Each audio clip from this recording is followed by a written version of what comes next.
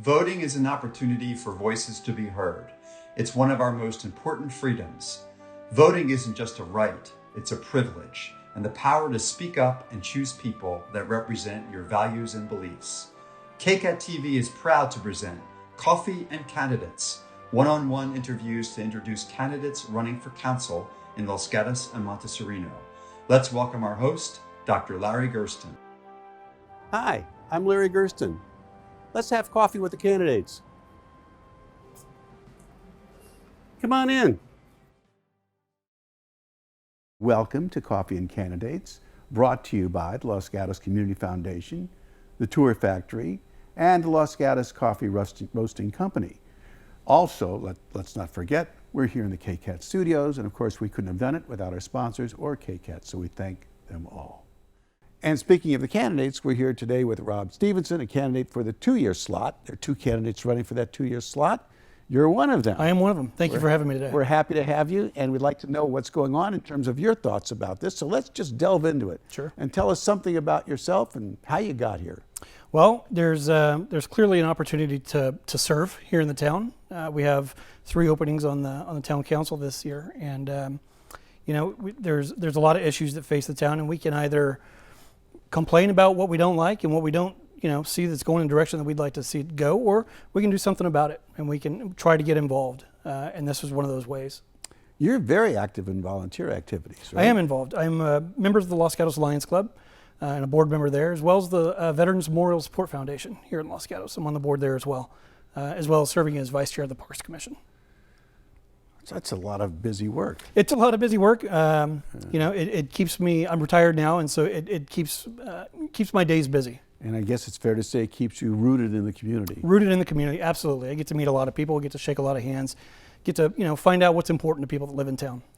Which leads us to the next question. You're running for council. You've been involved in all these various activities and organizations. What are the things that you see need to be done as far as the council is concerned? Well, there's continuing challenges. There's issues that we've talked about for years here in town, and to no fault of previous councils, there's just not been a clear path forward. We're always talking about traffic. Housing is always going to be an issue. I don't think there's not a finish line to a lot of these issues. We're not going to get to a point and say we're done with that one. What do we move on to next? We're always going to be addressing these, and whether it's creating more housing or creating affordable housing or mitigating traffic, they all rate further discussion. Let's talk about traffic. That's Sure. always close to being the top issue for so many people, especially as we get to summer. Right. What are your thoughts about dealing with the excess traffic that comes through the town, not only downtown, but of course all the streets, the residential streets, to avoid the boulevard and so they can get ahead of traffic. Of course, at the end of the day, they're behind traffic. They are. I wish that were a much more clear message. Right. Just stay on 17, you'll get to the beach a little bit faster. What are your thoughts? I think first and foremost, it's going to become a public safety issue. We have seen just over the hill from us in the last couple of weeks where massive fires have broken out and moved at 30 miles per hour. If that comes through our town, we're going to be hard pressed to get our hillside residents out of town and out of harm's way fast enough. Yeah. Aside from that, our downtown businesses during the summer, we have beautiful weather here. Unfortunately, people are not in a hurry to go downtown and spend their money. The fight in and the fight out of downtown, it's hurting our local businesses. And I don't know if the solution is going to talk to these apps who are writing these algorithms and routing people through town. I know if I was a resident in some of these communities, I'd be fed up as well. Fortunately, the traffic doesn't necessarily route through the part of town where I live. But I understand the concerns of many residents that live back here. It's long overdue that we find a solution. Any ideas about that solution? Well, I think we could either start with widening 17, which of course is going to be a state issue. May take 10 or 15 years to get it done, but 10 or 15 years is going to come anyway. And we're going to be right here at the same spot that we are now, only it's going to be another council talking about the same issues that we're talking about now. One idea would be to put a zipper lane down 17. Move the barrier over in the morning, let the traffic head south to the beach, move it over in the afternoon, let them come on back home. Then you've got only one lane to deal with instead of 2. Absolutely. Right. Absolutely. And as they do on the Golden Gate Bridge, for example. Yeah, it works all over the place. Right. Many cities have zipper lanes, and I think it's worth exploring. Right. And as long as we're talking about traffic, let's talk about downtown, and the way that we've adapted downtown to COVID-19, all of the little parklets, not only that, but the restaurants spilling over onto the street. Sure. What are your thoughts about that? I think the previous council, or the current council, they've done a great job with permitting the parklets, with allowing a lot of the businesses to adapt so that they could stay open. The drive-through businesses, the drive-through grocery stores, the deliveries. A lot of the businesses have found ways to overcome, and I think it's great. With the parklets, though, we've lost more parking, which is going to be another issue. It's always been an issue downtown. So what do? Do we build a garage? Do we find more space to have off-site parking somewhere? But, again, discussions that need to be had. Personally, I think that a garage is not a horrible idea. Keeping in mind with other residents' concerns that, we have against the muni lots. We have a lot of homes back there that folks don't want backed up to a parking garage. So we'll take their concerns, and there'll be their voices, deserve to be heard. And with that, hopefully find a solution moving forward. What are your thoughts about making the downtown street one way and then University Avenue the other way? It was tried once for 3 or 4 months. I saw, we did. We restriped the roads, and I think it worked out pretty well. I don't know if that's going to be a long-term solution as far as year-round. Maybe we do it in the summers, when the traffic is bad. We already have learned that we're not going to get anywhere with shutting down the ramp, the southbound ramp to 17. So maybe that is the solution. Maybe we reroute the flow of traffic, and that will make beachgoers think twice maybe about getting back on or getting off of the highway to come through the town. We've talked about parking. You mentioned parking. There's a big parking issue right now, of course, with the southern portion of North 40, right, where the developer who is supposed to build a 127-car parking structure now doesn't want to. Sounds like a bit of a bait and switch. The North 40, it was sold to Summerhill Homes, I believe. They, and the lawsuits went through, and it was debated again and again, and it seemed like the dust had settled. And so to come back in here now as the new property owner and say that you don't want to build the spaces that were agreed upon to begin with, it sounds disingenuous to me at best. So you would say no?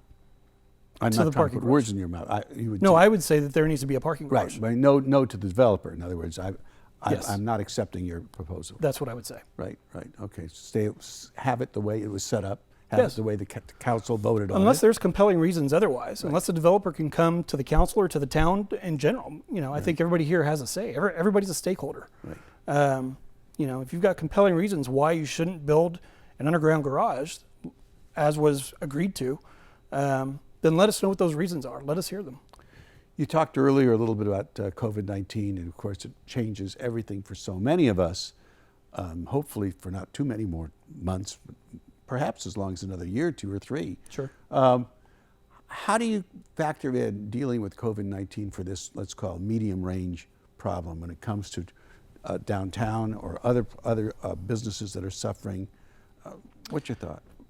I don't think this is a short-term problem. I don't think this is, we can't put a timeline on this and say at the end of 2020, we're finally going to be clear of COVID. It's not going to wait, it won't be the way that it works. We will have to get to a spot, where public health officials let us know which direction to go. I'm not a physician. I'm not a virologist. That's not a call for me to make. I think it's important to listen to the guidance. No, of course. No, but in terms of dealing structurally with downtown streets and the need for more businesses to come onto the streets. What is your thought about that in terms of making the town more vital, more vibrant, and bringing in revenue? Sure. I think, well, again, businesses have adapted very well to the COVID. And, we have cities all around us that have outdoor seating. I don't think it would be hard to take a quick case study and look at Campbell, look at Palo Alto, look at some of these other towns that have really done well and successful with whether they rezoned some of their commercial properties or commercial to restaurants or restaurants to commercial or whatever it may be. Towns have adapted and figured it out. And I don't think we should be that far behind. I don't think it would take that much work to get to where we need to be. Okay, let's talk about revenues for the town, because as businesses have cut back and as fewer people have come downtown because of the feeling to stay inside, sales tax revenues have gone down.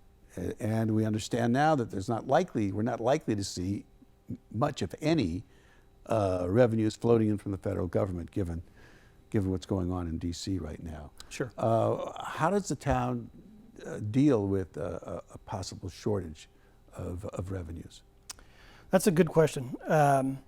There are, there's funds that come in, whether it's for permits for building or permits for remodeling, things like this. So we have a lot of, the housing shortage. We have a lot of folks, and this kind of piggybacks on your question just now, unpermitted homes and not homes, but ADUs that have been built that folks didn't want to pay the permits, didn't want to go through the planning commission, didn't want to go through the planning department to get these ADUs if they double decked their garage or something and added a room up there. Well, unfortunately, these ADUs now don't go to the town's credit to having built more housing. There was an amnesty period at one point where the town said, just let us know you built it. We just need to get these things on the books. Well, with that comes a reappraisal from the county, so your property taxes are likely to go up. So I understand the trepidation of a homeowner who's added on, doesn't necessarily want to get that ADU on the books. However, it would work in the town's favor. That there's permit fees and things like this. It certainly wouldn't make up the majority of the shortfall. It's a good question. Let's follow that up a little bit more in a minute or two. But first of all, we're going to stop and listen to Sharon Childs, who is the head of the Los Gatos Community Foundation. Sharon, tell us your thoughts. Thanks, Larry. Hi, I'm Sharon Childs, Los Gatos Community Foundation president. I'm here in Oak Meadow Park by a historic bandstand gazebo where our history started in 1991. We fund local nonprofits for projects that they do to enhance our community. We also give out community service scholarships to our seniors at our 3 local high schools. The Los Gatos Community Foundation is proud to be sponsoring this Coffee and Candidates series. Thank you, Sharon, and welcome back to Coffee and Candidates. We're talking with Rob Stevenson, a candidate, one of 2 candidates for the 2-year spot that's open on the Los Gatos Town Council. So you've been involved in numerous activities and organizations over the past few years. You feel pretty much equipped to move on and tackle the issues of governance. And we were talking off camera about some of the issues regarding housing and how so many cities and universities and other sectors of governance have solved it by building housing for their employees and allowing them to be present at reduced rates. Sure. That meets the need for the employees, teachers and whatnot, and also meets the needs of providing low-cost housing units. Do you have any thoughts about how that could happen in Los Gatos? Well, we have a large community that comes into our town every day, works, whether it's policing or whether it's retail or whether it's teaching our children, and then in the afternoon they rush back out of town. A lot of folks can't afford to live back here, and for public safety and for teachers and professions like that, I think it's unfortunate that these folks are not paid a wage that allows them to live in the community that they serve. We've seen a lot of private sector. We have Google Village going up. They're providing housing for some of their employees, either in full or at a discounted rate. Stanford does it, Santa Clara University does it, the UC system does it. I know some of the larger health networks here help their employees coming in to purchase homes. And I think it's worth discussing what we can do here in town about that. Is there a plot of land you envision in the town, or would you redevelop, maybe buy existing property and redevelopment? That's an interesting question. We're pushed up here against the hill. There's not a lot of space. There's not a lot of space, and unfortunately there are some not in my backyard sentiments here in town, and that's tough to deal with. And I understand one part of it, and I understand the other part. We do have some vacant commercial property that we have car lots that are sitting empty here in town. My understanding is there's a Walgreens pending for the old Ford dealership there on Los Gatos Almaden Road and the Boulevard. Is it better utilized as something other than a drugstore, a pharmacy? We have a couple here in town. Is that better utilized for housing or for lower income housing? Not that that's the solution, but again, it works. It rates discussion. There's a big plot of land on Los Gatos Boulevard where I think it was a Chevrolet dealer. And I think that's the Walgreens. The Chevrolet, not Ford. Walgreens you're talking You're right. about. That's been pending for 3, 4, 5 years. It has, yep. You And know. I think it's over design issue. They wanted to throw a big standard cookie cutter design that they already have designs for. And the Planning Commission, I think rightfully so, said, bring us something that has a little bit more character towards Los Gatos. If that project moves forward, that I'm hoping, Walgreens will accommodate. From what you know, do you think the permitting structure works here well in Los Gatos? Because some people have complained that it takes too long and it's too expensive. It has. And that discourages them both as businesses and in some respects homeowners. Sure. We just went through, the town went through a large annexation process where they brought in a lot of the pockets that were unincorporated county to within the town limits.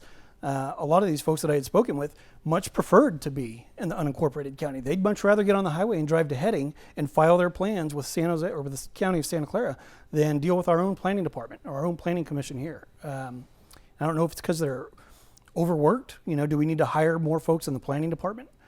Do we need to revisit some of the ways the planning commission addresses projects that are pending? Again, I don't have all the answers, but I have a lot of questions. You think that should be asked, yeah. Yep. Let's talk about, before we forget, the two issues, proposals, measures on the ballot. Sure. Measure A, which deals with the reconstituting the Finance Commission or committee, whatever you want to call it. Measure B, which is term limits. Let's take them one at a time. Your thoughts about Measure A? I think we elect representatives to the town, and we have a handful of people that are expected to know a whole lot. I'm not a CPA by any means. I don't have a degree in finance, and so, frankly, I would rely on the commissions and the boards and the committees made with community volunteers to provide input. I think it's really important. So I'm yes on Measure A. You're a yes on Measure A. I am. Okay. Let's go to term limits. Term limits. I'm also a big fan of. I'm certainly not going to make a career out of politics. I don't think the town benefits when we have a very low turnover. Since 2001, I think we've had 13 individuals on the council. 13 people in the last 20 years. I think fresh ideas are important. I think it's important to get new candidates and new blood on the council.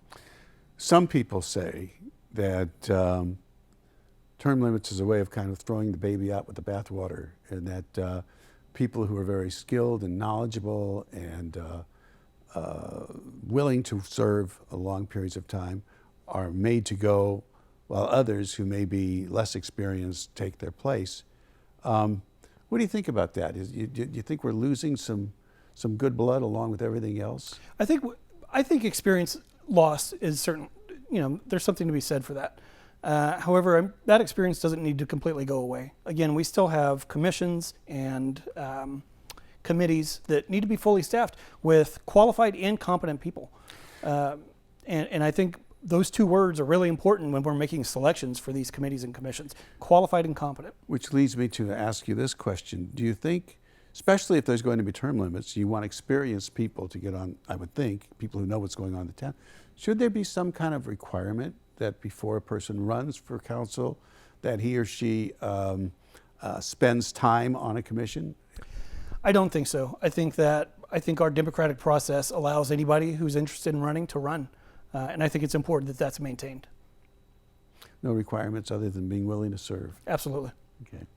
So if you get on the council, what's the very first objective you want to tackle? Well, I'm running for a 2-year spot. So, my long-term vision is more short-term than maybe some of the other candidates. But, the issues that are on the table that everybody talks about every day, parking, housing, traffic. These things are important to the people in the town. This is why we continuously hear these issues brought up time after time. Keeping small businesses here in town, creating an environment where they can thrive and they don't want to leave town to go do business elsewhere. We still have small businesses that haven't been allowed to open yet. We have bars, we have nightclubs that are still waiting for guidance that they can open. And does that get us back to the permitting structure? I mean, is that something? I don't think that comes at the local level. That's county, I believe. You know, when county says, the health department says these activities can resume, and I think that's going to be a while. I don't think that that's on the horizon just yet. So you want to look at all of these major issues, housing, traffic, items like that, and you by your own statement here, are going up for only a 2-year spot. Why did you not go after a 4-year spot? Well, I have 3 small children. I'm, you know, when I'm not engaged in some of the volunteer activities, I'm a stay-at-home dad. So to make sure that this is a right fit for me and a right fit for my family, I thought the responsible thing to do, not only to myself and my family, and to the voters, was to not bite off a 4-year chunk. I'll give it 2 years if it's working out for me. If the voters think that it's working out for me, they'll let me know in 2 years from now if I decide to run again. The voters at the end have the greatest say. Absolutely, right? as they should. Right. As they should. And we hope that that's going to help you with your decision. This meeting we've had today with Rob Stephenson, as well as all the other meetings we're having for Coffee and Candidates. So be sure to tune in next time. Till then, be safe.